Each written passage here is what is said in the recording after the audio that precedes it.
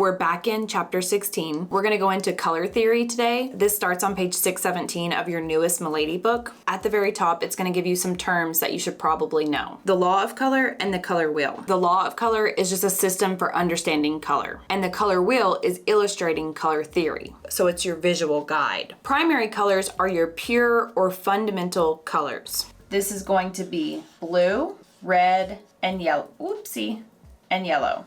These three colors cannot be created. They just are. When you mix these colors in different combinations, they make every other color you see. So all hair colors that we're going to talk about moving forward are made up of these three colors: blue, red, and yellow. They're your primary colors. Primary meaning these are your main colors. We're going to do a little Bob Ross here. Blue is your strongest. It's going to add depth and darkness to your hair color. And it's the only primary color that is cool. So when you have colors, they can either be cool, warm, or neutral. So blue is considered cool, and when you think of cool, you can think of a mountainscape. You have the mountains, the grass, the blue sky, so blues, greens, grays, ashes. Warm is going to be a sunset or a fire, reds, yellows, pinks. Red is going to be your medium primary. Remember, blue is the only cool color, so red is going to be warm. It's the fire, it's the sunset. This can be a little confusing, but it's gonna make more sense when we start mixing actual colors.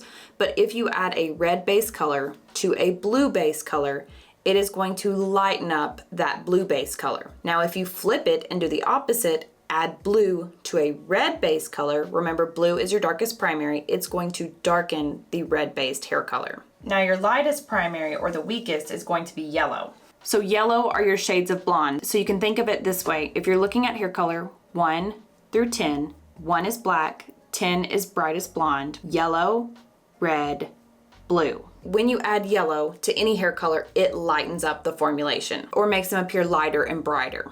Now under the here's a tip, this is saying when you mix all three primaries in equal portions, so you take 1 part red, 1 part blue, 1 part yellow, mix it together, you're going to get a black or a muddy grayish. It really depends on the paint that you're using. I'm using Dollar Tree paint, so we'll see what it does. We'll take a little bit of yellow, a little bit of red, and a little bit of blue.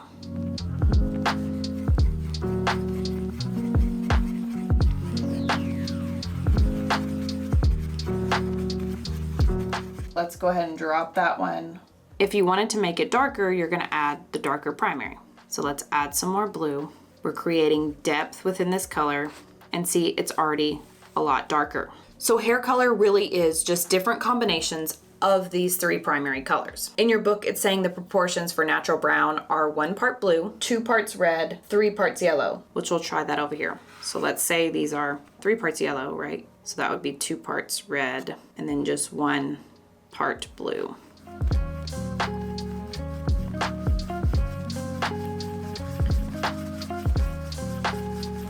And you get a very natural or neutral brown. So again, that's 1 part blue, 2 parts red, 3 parts yellow. A secondary color is created when you mix 2 equal parts of a primary. If you mix an equal part of blue with an equal part of yellow, and sorry this is messy, I only brought 1 plate. So an equal part of blue, equal part of yellow, I had that backwards, equal part of yellow, equal part of blue, you're going to get green. Green is a secondary color. Remember primary, blue, red, yellow, the prime colors, the main colors, these are secondary. Blue and yellow get married and have a baby, and woo, it's green. Now if we take an equal part of red with an equal part of yellow, you're going to get orange. So you have blue plus yellow equals green. Red plus yellow equals orange. So blue plus red will be violet. And in hair coloring, we always refer to it as violet versus purple. It sounds a lot nicer, especially when we're speaking in front of clients. Nobody really wants to hear that you're going to put purple on their hair. So in your book and moving forward, most hair color lines will refer to purple as violet. On the next page, 618, it's going to go into tertiary colors. These are made by mixing a primary, so let's say red, for example, with a neighboring secondary. So you would have red violet, you could have red orange. If you wanted to do yellow, yellow orange, yellow green. Moving to blue, blue, green, blue, violet. We're gonna do violet because I already have it on the brush. So we're taking equal parts of blue and adding it to equal parts of violet. So we know blue is going to deepen the color, so it's going to be a blue violet. And it will kind of live up here.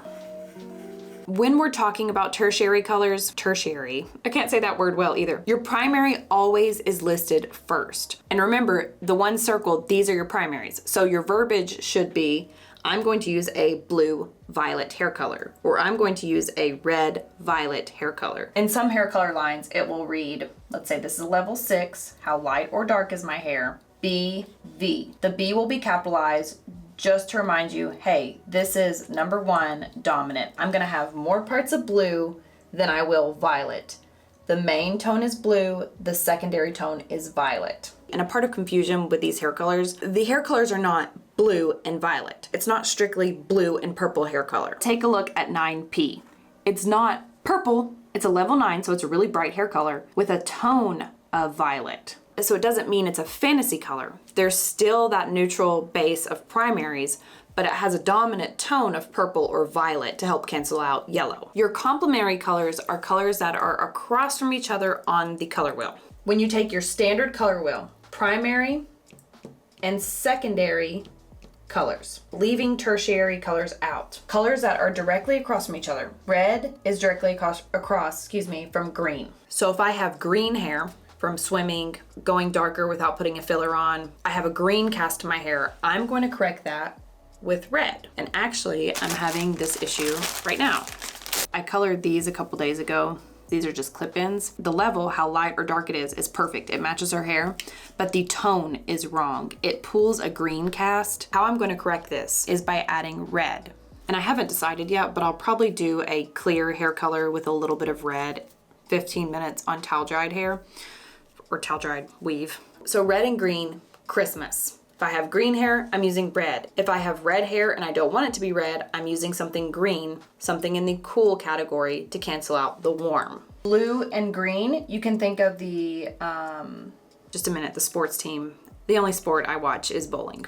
Blue and green, Florida Gators, go sports. If I have orange hair, which is really common, when you lighten the hair and it goes through the decolorization process we talked about last week, and I have orange, I need something with blue or ash to cancel that out. And the most common one, yellow and violet. And this you can remember the Lakers basketball. My blondes, I want to get rid of this yellow tone. I'm going to put something with violet on it that will cancel or neutralize this out. Complementary colors are going to be really important when we start toning hair. And toning can be done on blondes or toning can be done on darker hair. So we're just correcting a tone.